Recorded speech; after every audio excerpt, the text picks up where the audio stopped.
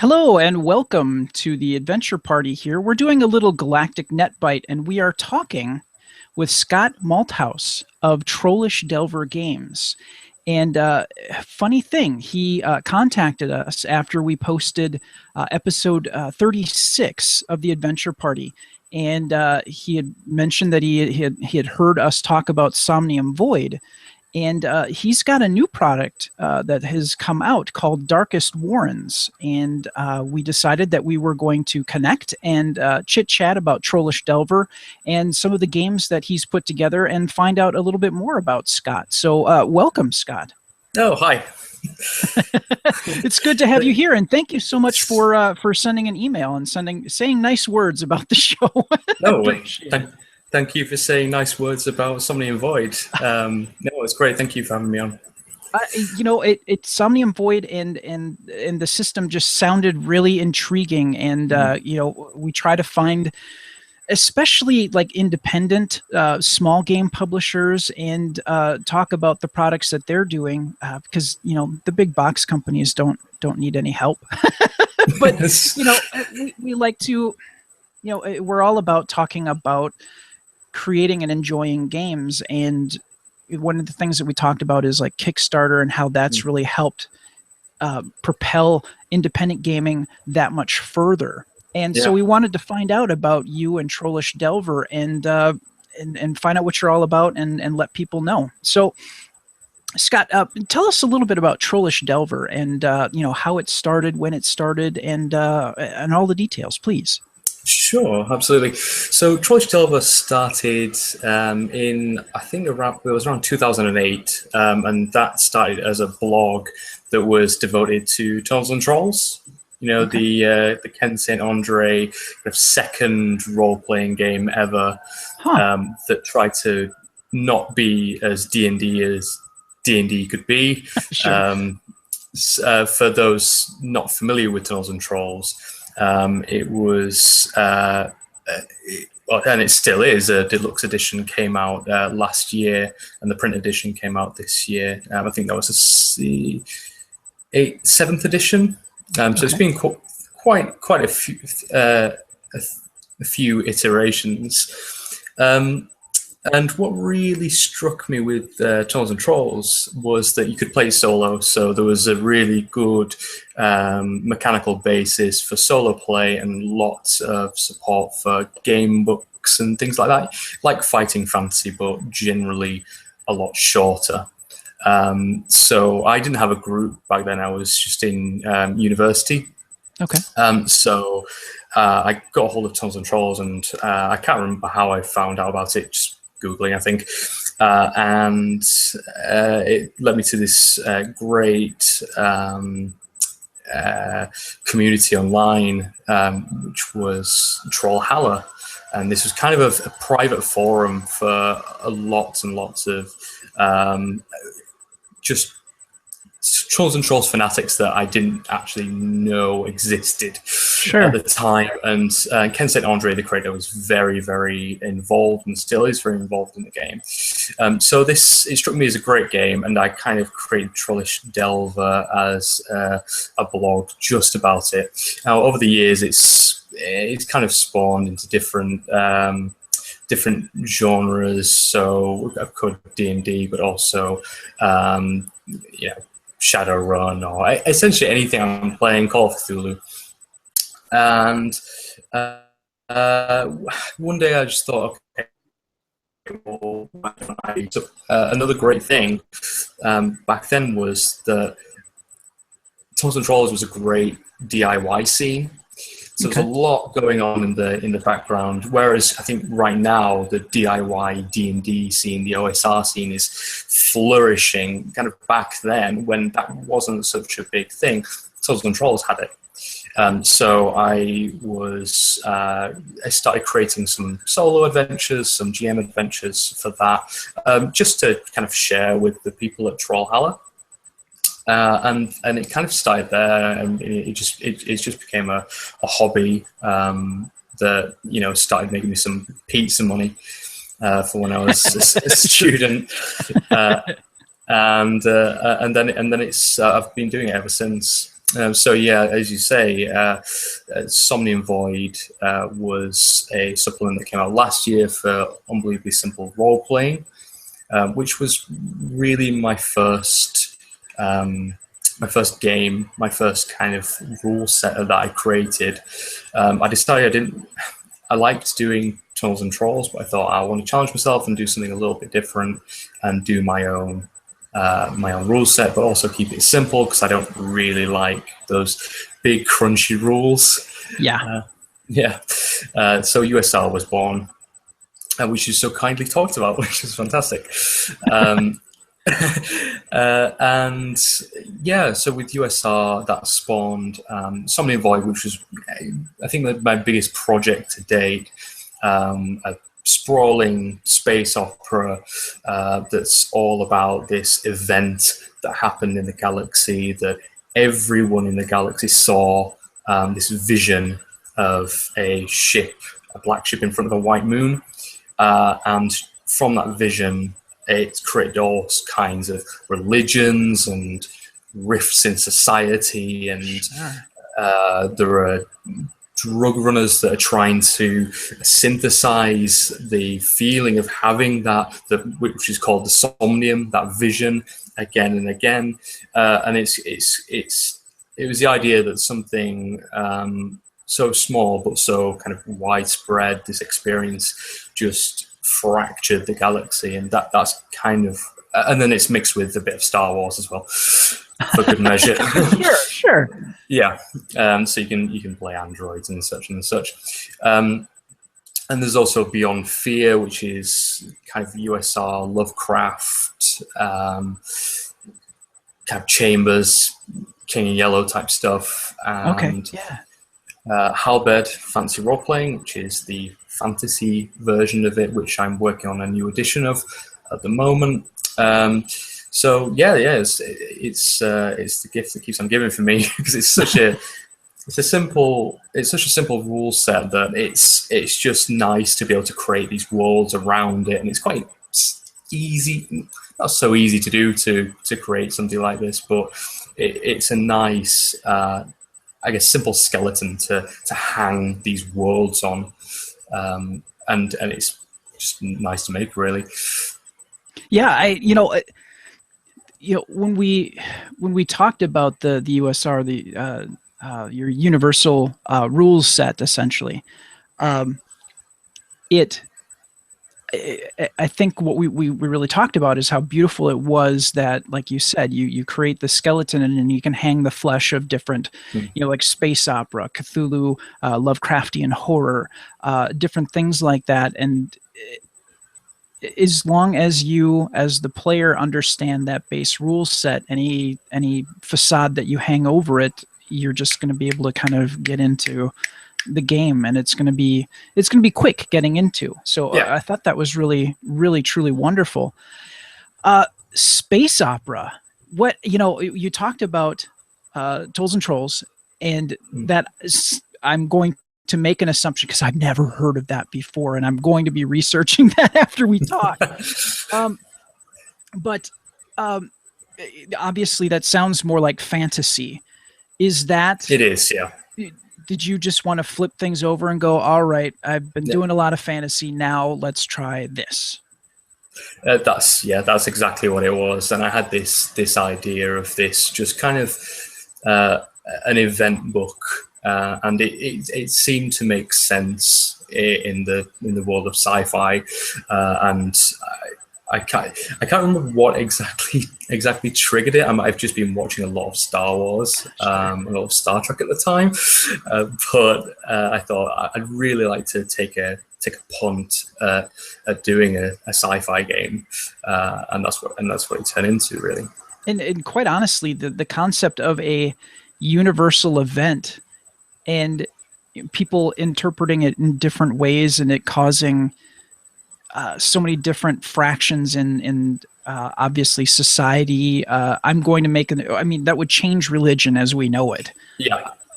So taking that concept and making it ripple out into everything is a great idea. That's a wonderful idea. Thank you.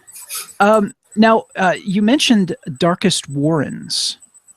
Yes. Let's talk about Darkest Warrens for a bit. Yeah, so in Darkest Warrens, I released that. It was a few months ago now. And this was kind of going back, looking at what people were producing in the OSR, in the old school Renaissance, whatever you want to call it, and really distilling down that kind of old school feeling, but without it being exactly using those Dungeons and Dragons rules.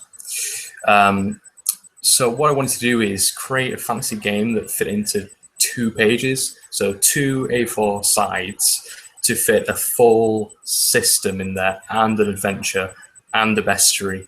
I thought, okay, is this something that can be done? Wow. And I think for the most part, it has worked, and there's been some really nice feedback in that it's for people who, I suppose, like role playing more than roll ROLL playing. I suppose there's not, if you want to go with crazy character advancement and all these skills, you're probably more likely to go Pathfinder or something. But this is for something that you might want to run a one-shot or a short campaign. Character levels only go up to level 6, so it can be a fairly short campaign. But the idea is that you can pick it up, you can look at both sides of this A4 sheet of paper and run a full adventure. By having that, or whatever adventure that you like. So in Darkest Warrens it's a very tiny game. I call it, it's a minimalist game. Sure. And you have, I wanted to distill those usual D&D attributes together. So you've got brawn, nimble, mind, person, so a few attributes, and you will use a D6. Okay. And it has very little addition or subtraction. Each of the monsters has one thing to roll and a special ability. But it is minimal, and I think it places an onus on the GM and the players to really flesh it out and create something of it themselves. So I'd say that it's probably something that I'd recommend for more experienced players. Sure. People who are more experienced to the role-playing genre, I suppose, in the hobby. Or having somebody run it with newbies who is experienced, who can teach them, where to fill in the blanks. Because with 2 pages, you've got to leave some things out. Yeah. You've got to make some assumptions. Yeah, and I was looking at some of the details on this. You have just 5 classes, which, I mean, obviously at the heart of D&D when it first started out, I mean, it was bare bones. So you have the warrior, the rogue, the barbarian, the mage, and the ranger. So that's, I mean, very stripped down. And 23 fiendish creatures. That's wonderful. And you managed to get everything onto A4, which is, I guess our equivalent here in the States would be something like maybe a legal sheet of paper, like the yellow-lined paper. That's right. So that's amazing. I salute you, sir, because that's very ambitious. And in the process of, and maybe people don't realize how hard it is to strip something down so far, but still have it be obviously functional. And you actually kind of reversing that and then saying, okay, the person who is running this game need to walk these people through actual role playing, which I think I speak for pretty much everybody. They've been in a hack and slash adventure where it's just, okay, what's the monster of the week? Let's do this. Yeah. But actual character development and everything that kind of is sort of off-road as it were. Things that actually you have to reach inside of yourself and say, okay, I'm playing this character. Let's flesh this character out and have it not just exist on a sheet of paper per se. Have it actually be a living, breathing type person and interests and likes, dislikes, and things like that, and bring that into a game and actually have a full role-playing experience, not unlike a LARP, really. Yeah. Which, well, obviously this isn't a LARP, but I mean, to try to capture some of that feel and have more of the role play take the spotlight, as it were. That's right. That's a great return to that, and I think that's wonderful. And you include an adventure with this called the Cow of Bob Byrne. Yeah, the Cow of Bob Byrne. So this is just a simple little adventure. And when I was coming up with this, I was really thinking about. I don't know if you remember the 3rd edition adventure box. It was a starter set, and it came with a little adventure book. And it had all these little adventures in it, and there was one that was they were all maybe a page long, and it was there's goblins have trapped a unicorn in a haunted house. You've got to go and get a unicorn. It was something like that. There was it was maybe an hour tops to do. Okay. So I was kind of channeling that. Didn't want to make things too complicated because I think I had less than two. Less than half a page, really. Sure. To do that with a map. so the idea behind that was the goblins have taken over this fortress in the hamlet of Boburn, and they've stolen the town's prize cow to eat. So the hook is that this is an expensive cow that produces the best milk in the area. It's a significant export. So the elder says, look, go and get the cow back. And it's got some, it's eight rooms in it, but I've tried to pack it with as much weirdness as possible as to make it memorable. Sure. So there's like a wall that you can lick to get an acid trip. These goblins are all getting high in this. And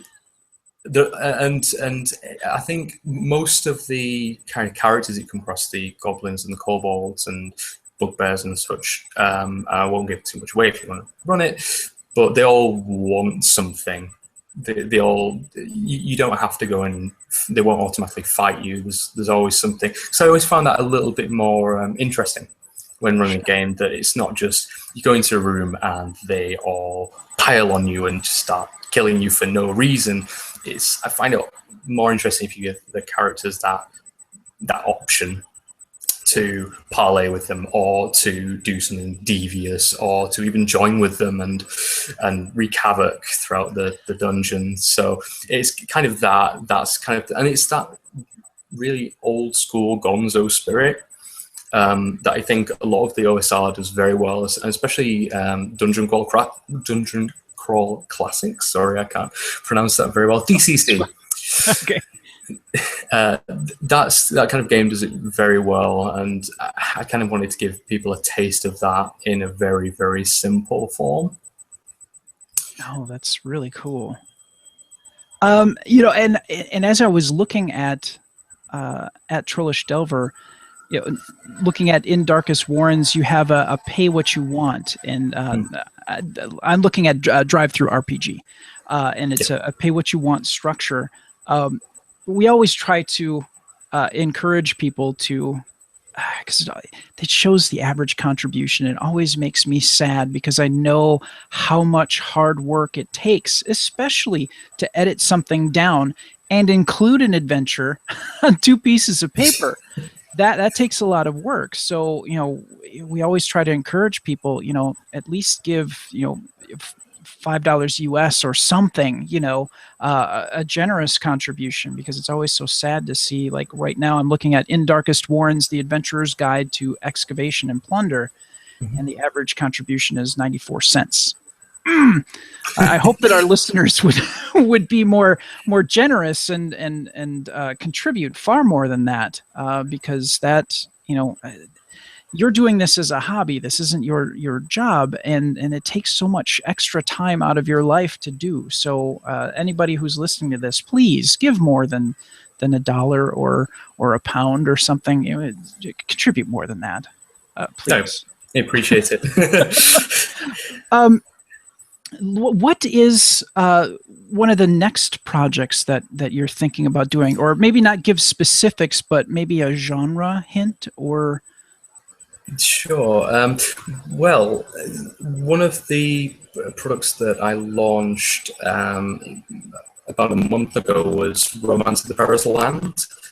And Romance of the Perilous Land is an OSR game through and through. It's very much based on a kind of a mashup of Swords and Wizardry, D&D 5th edition, the Black Hack, and Tunnels and Trolls, all mixed into one, and it's all about British folklore. Everything about it is kind of in that British medieval folklore melting pot. So my next projects are going to be supplements for that, really. I'm writing an adventure for it at the moment. And kind of building out the Perilous Land setting, the world in which it exists. So that's one major thing at the moment. And that, and in Darkest Warrens, I'm also doing a setting supplement for that. Again, it's going to be 2 pages long, and it's going to be based on a religious theocracy. The gods the older gods have returned to Earth in mortal form to fight off this religious theocracy, and people are essentially aligning themselves with each of these mortal gods, and there's big wars and things like that. And it's trying to get that distilled down into those 2 pages, which is going to be the interesting part, because I've got lots of notes so far. How is it going to be done? I don't know. I'm torturing myself. But you do it out of love, and that's I do it out of love. I love to do it. Sometimes I wonder why. But it's great. I'm super looking forward to doing those projects, doing more setting supplements and setting projects, which I haven't really done in the past. I've mostly done core rules, adventures, and such. So getting my teeth into something like that. You know what? Now that I think about it, we did talk about Romance of the Perilous Land. I'm pretty sure it's in one of our video episodes, and I can't remember which one it was, because I was really excited about the Arthurian legend and approaching things fantasy-wise from that aspect. Cool. I'll have to go back and have a watch then. Yeah, I wish I could remember which episode it was, so I could. Boy, if you've got just a moment, I might be able to track that down. I'll give you a moment. That's fine. Let me pull up the document here, and let's see if I can find this. What's going to end up happening is we'll be editing this part. Let's see. We use Google Docs for our show prep document. Yep. And the nice thing about that is it gives you the revision history. So I can always go back and find previous episodes and find the exact notes that we took for it. And I know that we talked about this, but I wish I could remember the date.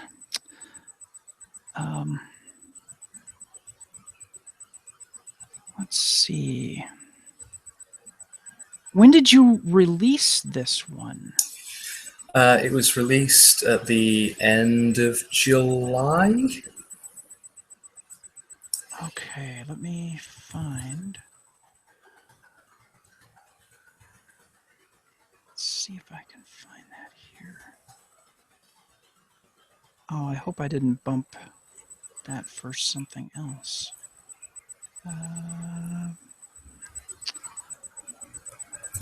End of July. Yeah, I can get you Ah, the yes, exact here date. it Have you got is. Yeah, we talked about it.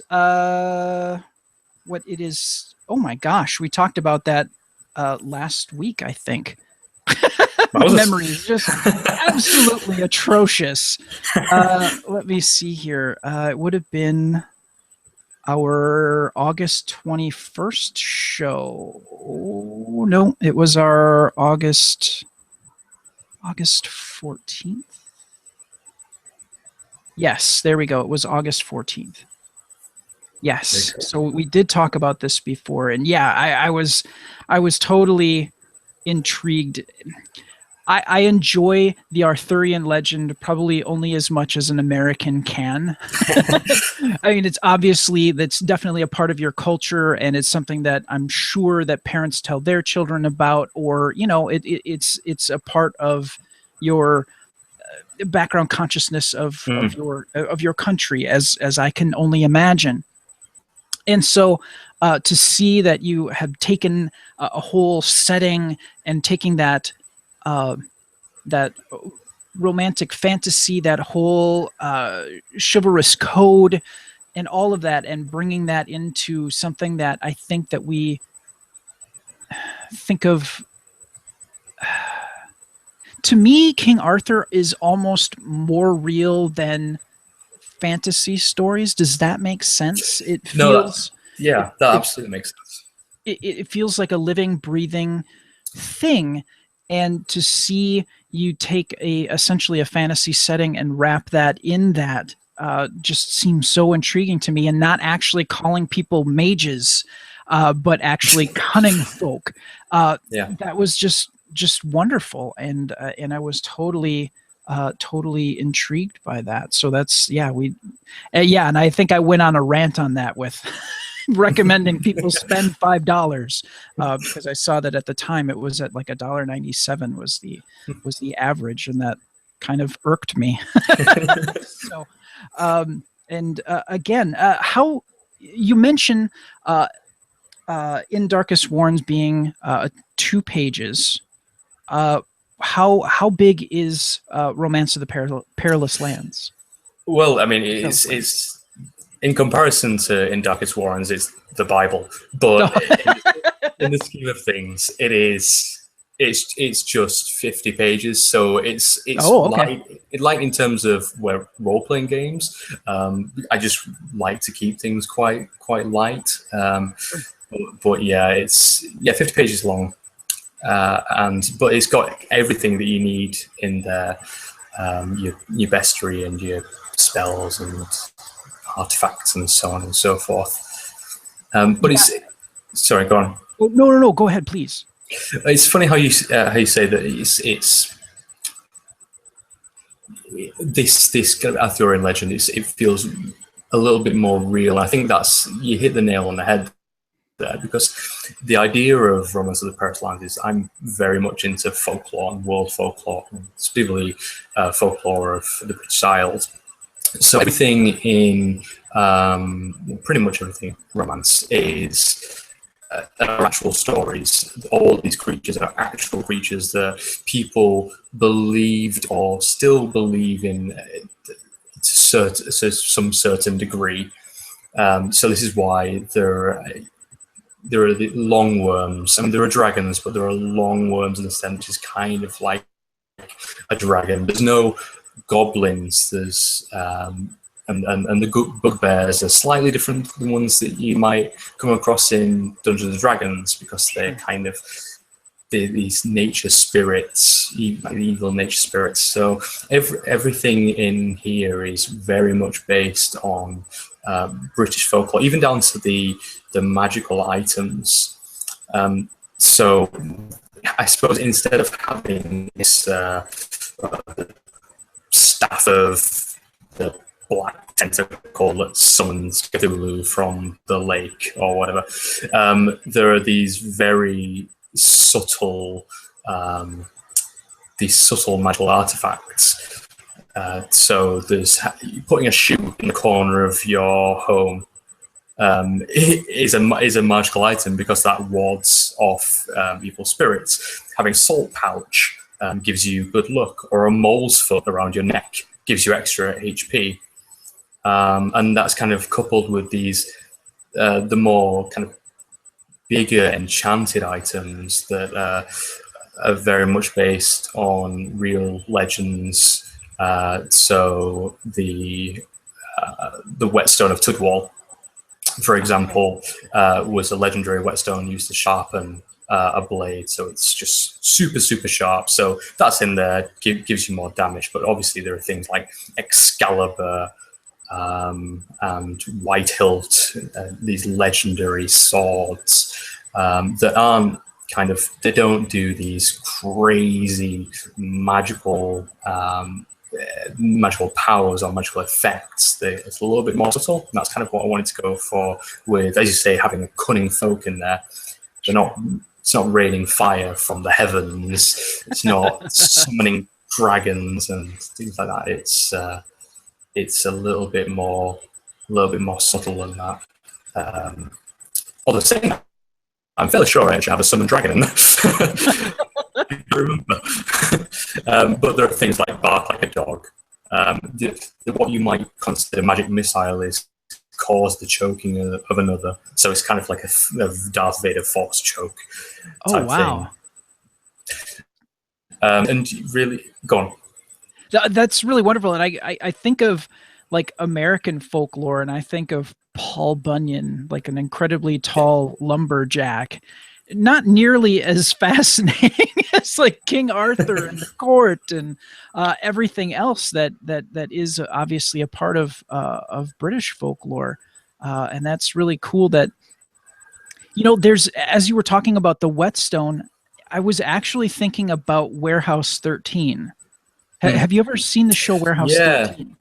And how and how it's almost like a folklore that either an event or feelings of a person can actually breathe life or give power to an object and kind of bring it to a more mythical level. And that just made me think about basically that was sort of a tribute to folklore, maybe in a certain way, in American folklore, and maybe a way for people to kind of, if they haven't really wrapped their heads around what you're talking about, to think of, if you've seen the show Warehouse 13, it's these powerful, somewhat maybe mundane objects, but they bestow gifts to those that know how to use it. So I thought that was really interesting, and I didn't know a good succinct way to express that than the long diatribe that I have now embarked upon, that we are now at the end of. So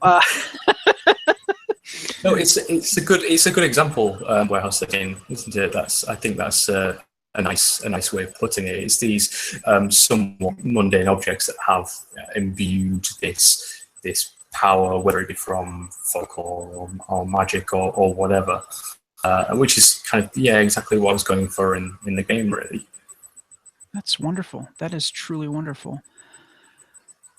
And just so that you know, it was if you go to our YouTube page on youtube.com/galacticnetcasts, it was episode 54, and we my co-host Glenn actually went to Gen Con here in Indianapolis, Indiana, which is our huge game convention, and we talked about Romance in the Perilous Land during that episode. So cool, very cool. For you and for others who are listening to this, they can revert back to that YouTube episode and hear what we had to say about Romance of the Perilous Land at that time as well. So I'll be checking that out. Thank you very much. Excellent. I wanted to ask, because I think it's a good question to ask independent game creators. What was your first role-playing game that you remember playing? It was 3rd edition Dungeons and Dragons. Okay. I think it was the year that it came out. So I think I was maybe 14 at the time. And yeah, I got together with one of my friends, and I don't know, I can't remember why we were talking about role-playing games, Dungeons and Dragons. It's something that we kind of know, and I think that, 90% of the people out there will kind of know, especially with things like Stranger Things, Sure. kind of bring it into the limelight. What role-playing game is, and we played things like Warhammer. We thought, oh, this sounds quite cool. Let's give it a shot. So we went to our local game store and got the box set, that starter box that I was talking about earlier. We played that to death, and I think we were young enough and inexperienced enough to kind of forgive its misgivings. Then we weren't really playing by the book, to be honest. Sure. I think as anyone does when they start off an RPG, they're kind of just making stuff up as they go along, Sure. which is fine. I think that's a great way to start playing, to be honest. So yeah, that was my first experience with good old 3rd edition Dungeons and Dragons. Now let's fast forward a number of years into your future, and when you're at university and you decide to create your own system. Did you look back on that experience with Dungeons and Dragons and say to yourself, well, maybe there's a better, simpler way to do that? Did that ever? Yeah. Is that a part of the process? Yeah, kind of. Well, it was a little bit after I'd left university when I kind of created USR, but yeah, I think so. It was that I knew that I wasn't a massive fan of crunchy games. They're fine, and I can play them and have a really good time with them. But for me, I prefer much more streamlined rules-like games. And I thought, well, can I create something that's just really, really easy to pick up, and you could literally look at it in 10, 15 minutes and be table ready. And I think I was remembering those times when I first got the 3 books, the Player's Handbook and so on, and thought, wow, there's a lot of stuff here. I'm not going to remember it all. I still don't. And such a hefty investment too. It is a hefty investment. It's a hefty investment when you're that young as well, and scraping together all that money. I think over here there were maybe £20 back then, which was probably around the equivalent of $35. But in today's money, a little bit more expensive.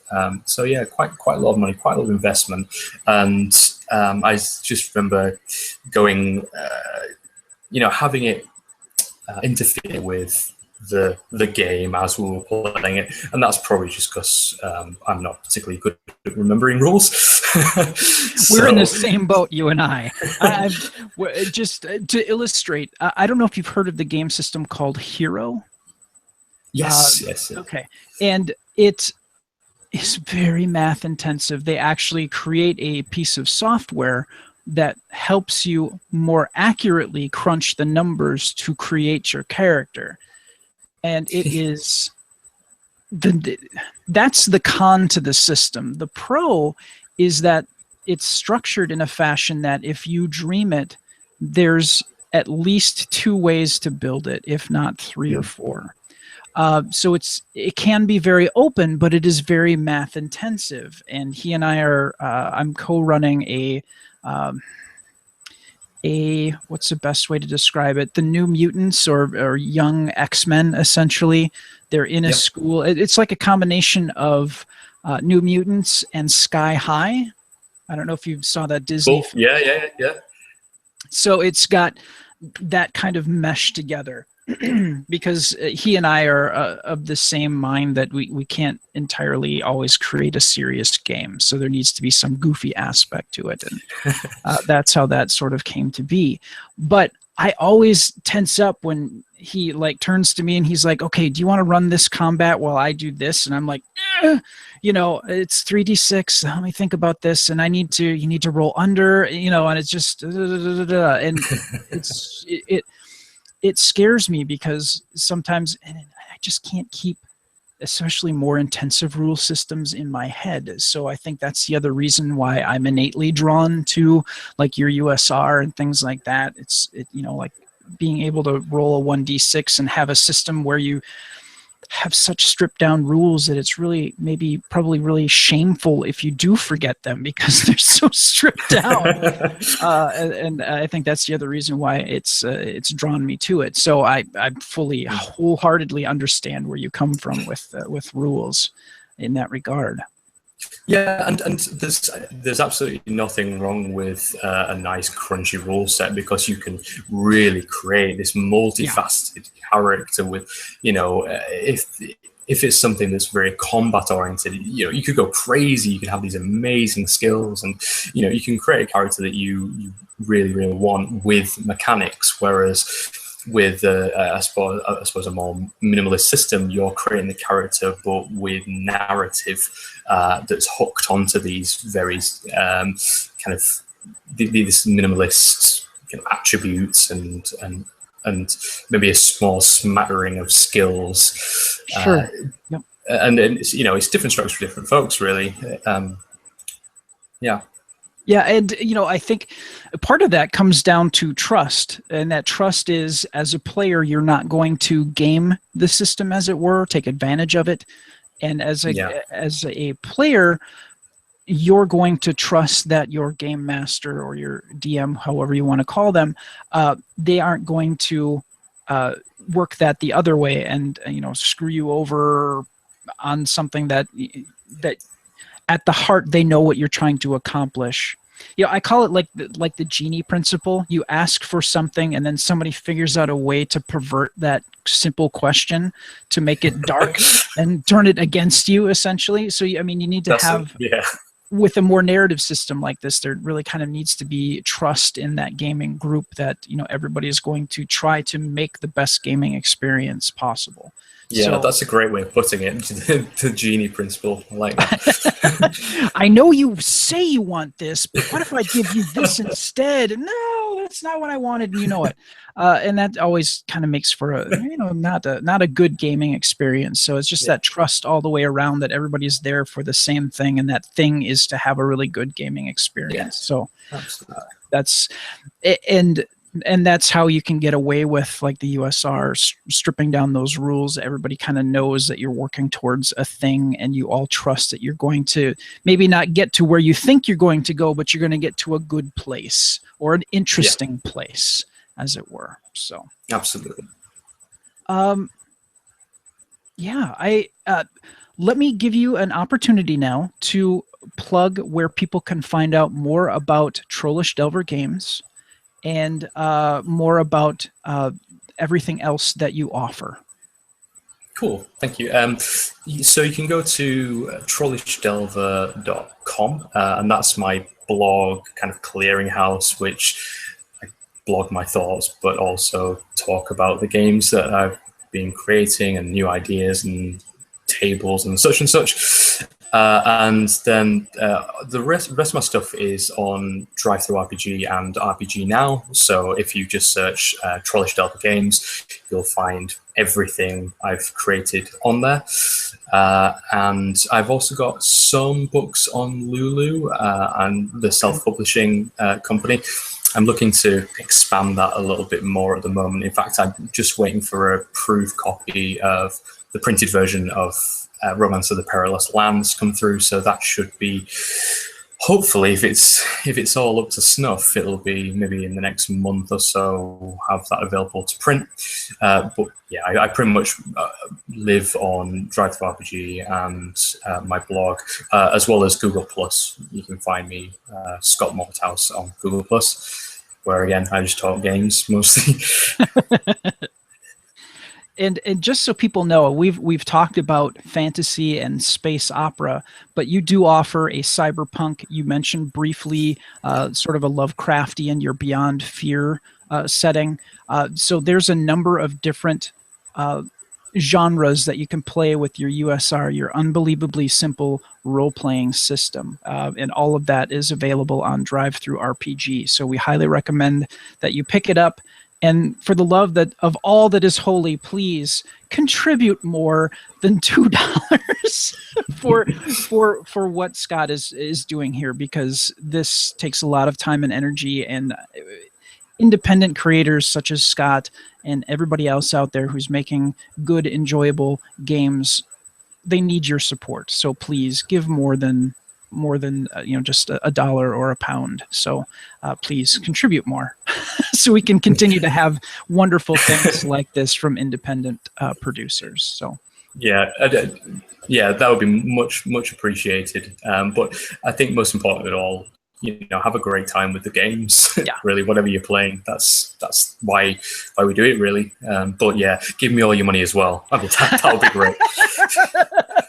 And it's not about greed, and you're not looking to buy a new fancy car, but you have bills, and you are doing this on your free time. So it's just a financial show of support and appreciation, as well as contacting Scott and letting him know how much you've enjoyed a system, or maybe you have questions on Beyond Fear or Romance in the Perilous Lands, something like that, and talk with Scott. I'm sure that he's more than willing to discuss that with you and continue on building his community for Trollish Delver Games. So yeah, absolutely. If you want to email, it's just scott@trollishdelver.com.